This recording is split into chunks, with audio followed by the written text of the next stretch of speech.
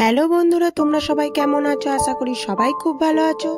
তো আমি চলে এসেছি আজ একটা নতুন রেসিপি নিয়ে। ওম অ্যান্ড শম্পা ক্রিয়েশনে তোমাদের সবাইকে স্বাগত। তো দেখতেই পাচ্ছ, এটা হচ্ছে কাতলা মাছের ঝোল বানিয়েছি বেগুন আলু দিয়ে। দেখো কালারটা কি দারুণ এসেছে একটা। তো এটা কিভাবে বানালাম চলো তোমাদের সাথে শেয়ার করি, এবং স্কিপ না করে তোমরা পুরো ভিডিওটা দেখবে। তো দেখো, প্রথমে মাছগুলোকে ধুয়ে নিলাম। ধুয়ে নুন আর হলুদ দিয়ে ভালো করে ম্যারিনেশন করে নেব, যাতে মাছের গায়ে নুন আর হলুদটা ভালোভাবে মিশে যায়।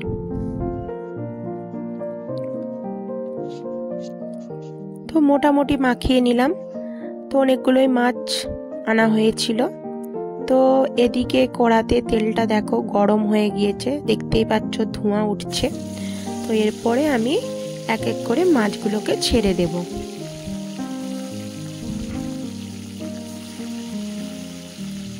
তো মাছগুলোকে মোটামুটি লাল লাল করে আগে ভেজে নেব, এপিট ওপিট করে লাল লাল করে ভেজে নেব।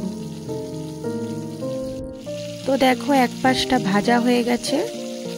ভাজা হয়ে যাওয়ার পরে আরেক দিকটা ভেজে নিচ্ছি। ভেজে নিয়ে আমি এই মাছগুলোকে তুলে নেব। তারপরে আর যে বাকি মাছগুলো আছে সেগুলোকে কড়াতে ভেজে নেব, যেহেতু এতগুলো মাছ একসাথে ভাজা যাবে না। এই মাছগুলো দেখো দুটো মুড়ো আর লেজাটা ছিল, সেইগুলো কড়াতে ভেজে নিলাম।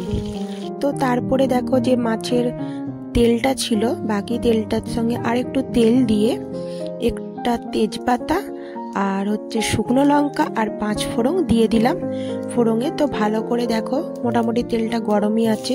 একটু ভাজা ভাজা হয়ে যাওয়ার পরে আমি কেটে রাখা পেঁয়াজগুলো দিয়ে দিলাম।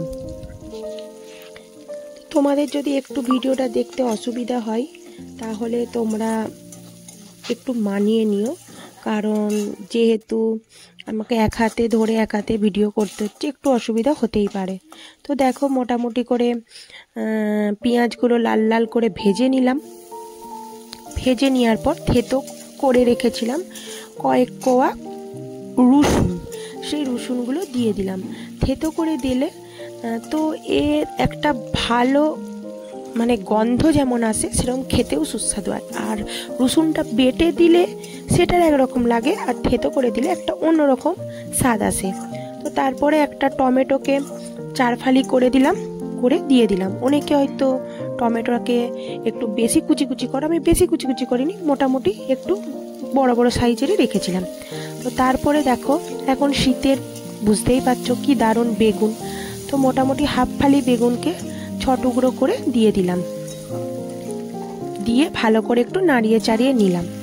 আর তোমরা অনেকেই টমেটোকে একটু পিউরি করেও দিতে পারো, বা একটু টমেটো পেস্টও দিতে পারো, কিন্তু আমি এরমভাবে দিই না। তাতে এইভাবে দিলে কি গোটা গোটা দিলে স্বাদটা অনেক ভালো হয়। তো তার উপরে একটু দিয়ে দিলাম দেখো আদা আর জিরে বাটা, শিলনোড়ায় বেটেছি। আদা জিরে বাটা দিয়ে রান্না করলে তার স্বাদ পুরো দ্বিগুণ হয়ে যায়।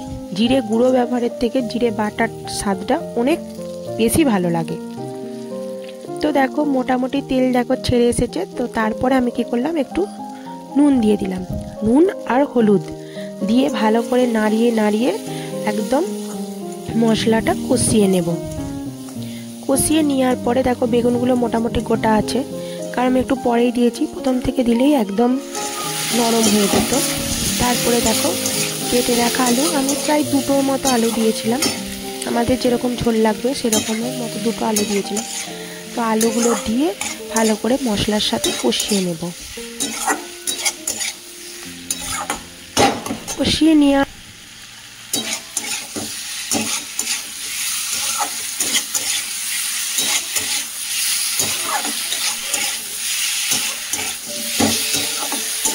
দেখো ভালোভাবে কষিয়ে নিলাম, মশলার সঙ্গে ভালোভাবে কষিয়ে নিলাম একদম, দেখতেই পাচ্ছ। আর আমি খুব বেশি তেল ইউজ করিনি, কারণ আমার বাড়িতে অসুস্থ মানুষ আছে, ওই জন্য খুব একটা বেশি তেল ইউজ করিনি। তো তারপরে দেখো একটু ধনে গুঁড়ো দিয়ে দিলাম আর একটু কাশ্মীরি লঙ্কার গুঁড়ো দিয়ে দিলাম। তোমরা চাইলে একটু লঙ্কার গুঁড়ো অ্যাড করতে পারো, আমি লঙ্কার গুঁড়োটা অ্যাড করিনি কারণ ঝাল হয়ে যাবে, এবং ঝাল হয়ে গেলে আমার বাড়িতে সেরকম একটা কেউ খেতে পারবে না, ওই জন্য আমি লঙ্কার গোটা অ্যাড করিনি। তোমরা চাইলে লঙ্কার গোটা অবশ্যই অ্যাড করবে। আর সবসময় তেল বেশি দিয়ে রান্না করলেই যে সেই রান্নাটা খুব খেতে ভালো হয় এরকম কিন্তু নয়, তেল কম দিয়েও রান্না খুব সুন্দর খেতে হয়। তো তোমরা মানে বিশ্বাস করবে না, তো পরে যখন খেয়েছিলাম আমার হাজবেন্ড সবাই বলেছিল খুব দারুণ ঝোলটা হয়েছিল। তো যাই হোক, তারপরে দেখো মোটামুটি ঝোলটা ফুটে গেছে আর ঝোলটার কালারটা দেখো কেমন এসেছে। তো তারপর আমি মাছগুলো দিয়ে দিলাম।